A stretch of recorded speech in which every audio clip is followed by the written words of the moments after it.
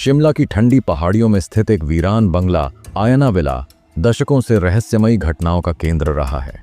ये वही बंगला था जहां 13 साल पहले मल्होत्रा परिवार की बेरहमी से हत्या हुई थी। कोई सबूत न मिलने के कारण पुलिस ने केस को बंद कर दिया, लेकिन इलाके में एक डरावनी मान्यता अब भी जिंदा थी कि हर रात 1 बजे कोई अदृश्य आत्मा बंगले की 13वीं सीढ़ी पर बैठती है और खुद को मृत कहती है। इसी दौरान दिल्ली से ट्रांसफर होकर एक ईमानदार, युवा और तार्किक सोच वाला इंस्पेक्टर समर वर्मा शिमला आता है। अंधविश्वास को नकारने वाला समर जब इस केस की पुरानी फाइलें पढ़ता है तो उसमें उसे कुछ अनसुलझे सूत्र मिलते हैं जो उसे इस मामले की तह तक जाने को प्रेरित करते हैं। समर अपनी team, sub inspector Meenakshi, constable Ravi और फॉरेंसिक एक्सपर्ट विक्रांत के साथ बंगले की छानबीन शुरू करता है। जैसे ही समर सीढ़ियों की ओर बढ़ता है और 13वीं सीढ़ी पर कदम रखता है, एक सर्द हवा का झोंका उसे छूता है और नीचे हल्का सा धुंधलापन नजर आता है, जैसे कोई बैठा हो, लेकिन वहां कुछ नहीं होता। बंगले की दीवारें, फर्नीचर और धूल हर कोने में छुपे अतीत की गवाही दे रहे होते हैं। टीम वहां कैमरे और साउंड रिकॉर्डर्स लगाती है और रात वहीं बिताने का निर्णय लेती है।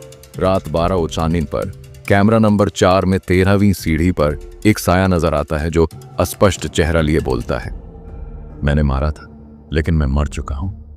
यह कोई तकनीकी गड़बड़ी नहीं बल्कि असली मानवीय आवाज थी। अगले दिन समर केस की फाइल दोबारा पढ़ता है।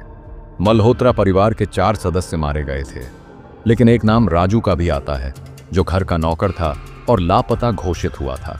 एक पुरानी तस्वीर में राजू के पीछे एक अजीब सी आकृति थी, इंसानी होने से परे।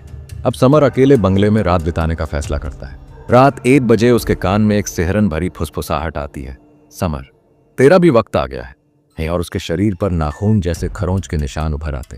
कुछ तो बहुत गड़बड़ है। बंगले के तहखाने में एक छिपा कमरा मिलता है जहां एक प्राचीन रजिस्टर होता है जिसमें तांत्रिक चिन्ह और 12 नाम दर्ज होते हैं। हर नाम के आगे लिखा होता है मुक्त। 13वां नाम खाली होता है।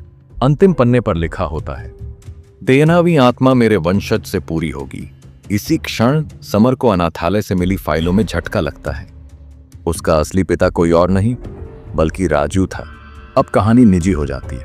समर को खुद पर शक होता है, क्या वह राजू का पुनर्जन्म है? क्या उसके शरीर में आत्मांश है? तभी कांस्टेबल रवि लापता हो जाता है और अगली सुबह उसका शव 13वीं सीढ़ी पर पाया जाता है, झुलसा हुआ, खरोंचों से भरा हुआ। समर अब सच की ओर बढ़ता है। गांव वालों से पता चलता है कि राजू साधारण नौकर नहीं, एक अघोरी तांत्रिक था जो अमरता की साधना कर रहा था। मल्होत्रा परिवार ने जब उसकी साधना रोकी, उसने उन्हें मारा, लेकिन उसकी खुद की मौत 13वीं सीढ़ी से गिरकर हो गई। उसकी आत्मा अधूरी रही और अब वह समर के माध्यम से पूरी होना चाहती है। समर आत्मा को हराने की योजना बनाता है।